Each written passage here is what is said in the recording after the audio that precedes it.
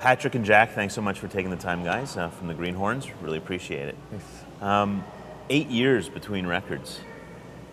Long time. Well, specifically a Greenhornes record. What took so long? Well, we stopped touring in what, 2006? Yeah, 2006. Yeah. Is when we stopped touring. We had a compilation record of like our prior stuff coming out that year, or 2005. And then we wanted to take a break. Yeah. We were just sick and tired of touring. Was it the other projects too that kind of, you know, the Van Leer Rose thing and the Raconteurs, that other band that take up a lot of your time? There was that, but you know, a lot of it too, like we recorded right after Van Leer Rose, the Greenhornes made some demos at that same studio actually. And yeah, it was just kind of timing and whatnot. There was no rhyme or reason or plan, so to speak. Do you think that going away from the project a bit and coming back, you kind of brought some fresh ideas to what you were doing and to the project? Yeah, I think so.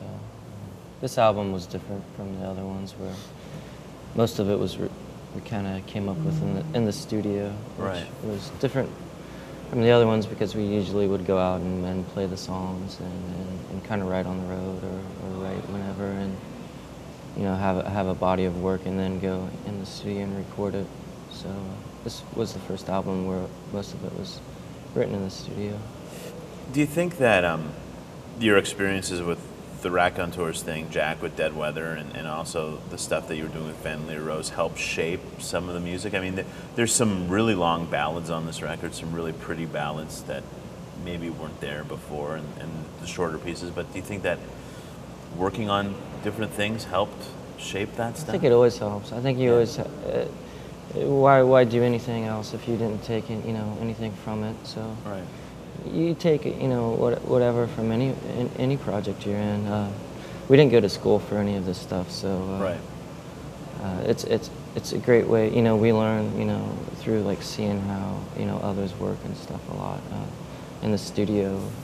You know, it's a big thing. You know, when we're in there, like you know, whatever project I am, I'm learning something and taking it with me to bring it to the Greenhornes, or I'm sure I'm bringing something from the Greenhornes, you know, over to other projects. Right. It's probably nothing you do consciously. You know, it's just, you know, observe, and I think you're just always going to grow that way. What are you guys listening to when you're in the bus now, or in the van?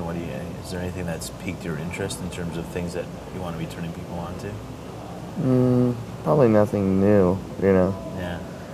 I recently got into that Numero group label. I like a lot of their compilations and stuff.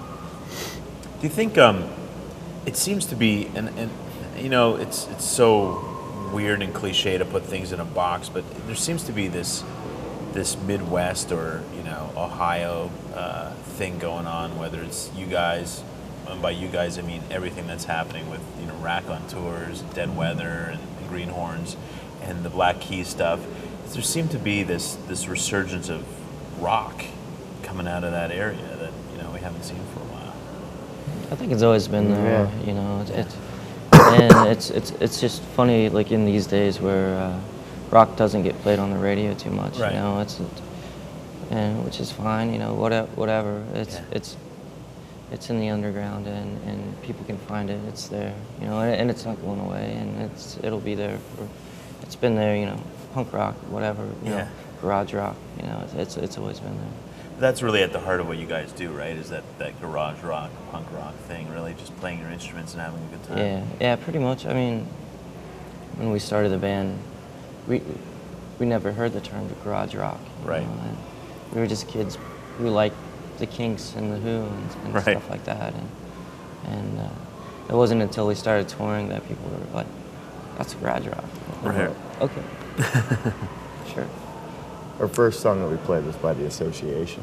Oh, so wow. I don't think that the garage rock, so to speak. What's next for you guys? You're touring the record, obviously. Is it rejuvenated you guys to be out on the road together and playing in this group, in this configuration again? And are you having fun doing it? Yeah, for the most part, you know, it's a lot of traveling. Yeah. Which is always hard in any outfit. But it's been great, you know. We certainly didn't have a plan about touring or anything when we put the record out. It's just kind of been building, so it's been fun. Yeah. It's been fun. Is there a plan yet, or have you guys started working on new material? Is there a plan to do another record or an EP or anything like that? Or? I'm talking about it, you know. Yeah. I don't know. Kind of in the middle of it right now. Seems like there's a thirst for more music from you guys. It seems like, you know, just reading the Twitters and other stuff online, people are really digging what you guys are doing. So yeah, that's good. You know, when we started this band, there wasn't Twitter or Facebook or MySpace or anything. So I think, you know, just even us taking a break for a while, we gained a lot of fans just from, you know, stuff Jack's been doing or stuff we were doing or whatever, you know. Is there a plan to do another Loretta Lynn record? I haven't heard of one. You haven't heard of one? It's just such a great record. She might be doing it. I don't know. Oh, but not with you guys. Yeah. Cool. Thanks so much for taking the time, guys. Absolutely. And continued success in whatever projects you're doing. And, glad that you made another Greenhornes record because it's a cool record. Thank you very much. Thanks, guys. ExploreMusic wears English Laundry apparel.